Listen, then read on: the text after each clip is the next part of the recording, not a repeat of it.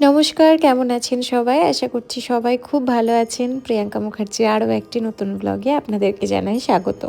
আজকে বানাচ্ছি কেক। আর কেক বানানোর জন্য প্রথমেই কিন্তু আমি একটা ডিমকে ফাটিয়ে নিলাম খুব ভালোভাবে।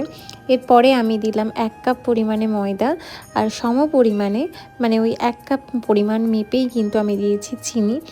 আর আমি এখানে সাদা তেলের বদলে একটু ঘি দিয়েছি আর বাটার দিয়েছি।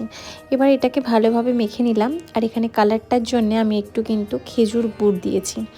এরপরে ভালোভাবে এটাকে সুন্দর করে ফাটিয়ে নেব। ফাটাটা কিন্তু খুব ইম্পর্টেন্ট।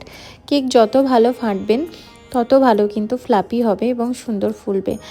এরপরে আমি কিন্তু বেকিং পাউডার দিয়েছিলাম 1/2 চামচ, যেটা আমার ভিডিও করা হয়নি। আর আমার কাছে সেরকম কিছু আজকে ড্রাই ফ্রুট ছিল না, সেই জন্য শুধুমাত্র কিশমিশ ছিল, আর কিশমিশ দিয়েই আমি কেকটা করলাম। এখানে আমি একটা প্যান বসিয়ে নিয়েছি, যার মধ্যে একটু লবণ দিয়েছি, তার উপরে স্ট্যান্ড দিয়েছি এবং তার উপরে এই কেকের পাতিলটা আমি বসিয়ে দিয়েছি। এটাকে আমি 30 মিনিটস বেক করব।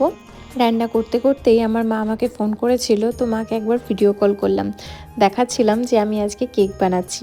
বিয়ের আগে কিন্তু আমি অনেক কেক বানিয়েছি বাড়িতে, অনেকবার নষ্ট হয়েছে এবং অনেকবার ভালো হয়েছে। প্রথম এই সব নতুন নতুন রান্না আমি কিন্তু আমার বাড়ির থেকেই ট্রাই করতাম এবং মায়ের রান্নাঘরটাকে অনেক অপরিষ্কার করতাম, মা আবার গুছিয়ে রাখতো। দেখি এবার কীরকম হয়েছে।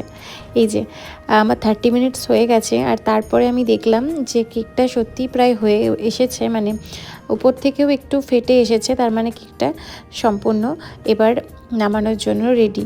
আমি একটা টুথপিক দিয়ে দেখে নিলাম যে এটা কতটা কি ঠিকঠাক আছে কি না। দেখলাম একদম ঠিক আছে, কোনো কিছু লেগে আসেনি। তাহলে এবার এটাকে ডিমোল্ড করতে হবে।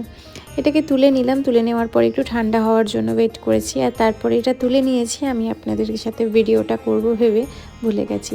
কেকটা খুব সফট হয়েছে এবং এটাকে কেটে আমি আপনাদেরকে দেখাচ্ছি যে কেকটা কি সুন্দর হয়েছে। দেখুন, সত্যিই খুব ভালো হয়েছে কেকটা। আর আপনাদের ভিডিও কেমন লেগেছে অবশ্যই কিন্তু জানাতে ভুলবেন না। ভিডিও ভালো লাগলে একটা লাইক, কমেন্ট, শেয়ার করবেন আর অবশ্যই কিন্তু পাশে থাকবেন। তাহলে ভিডিওটা এবার এন্ড করি। সবাই ভালো থাকবেন, সুস্থ থাকবেন।